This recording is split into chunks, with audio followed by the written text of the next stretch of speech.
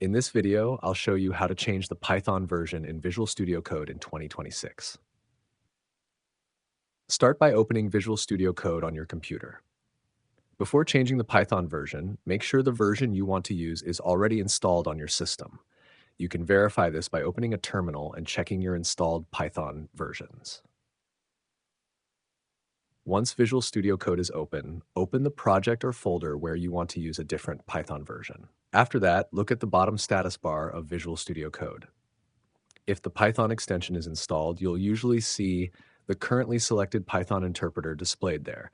Click the Python interpreter shown in the status bar.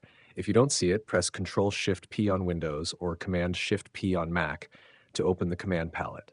In the search box, type Python, select Interpreter, and click the option when it appears. Now Visual Studio Code will display a list of available Python interpreters installed on your computer. Review the list and select the Python version you want to use for the current project. For example, you might switch from Python 3.10 to Python 3.12 or another installed version.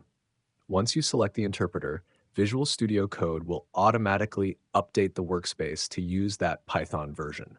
The selected interpreter should now appear in the status bar, confirming that the change was successful.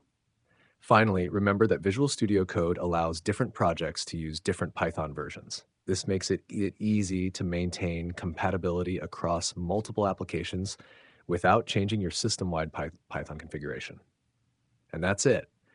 You've successfully learned how to change the Python version in Visual Studio Code in 2026. If you found this tutorial helpful, make sure to subscribe to Learn Mode Lab for more tutorials.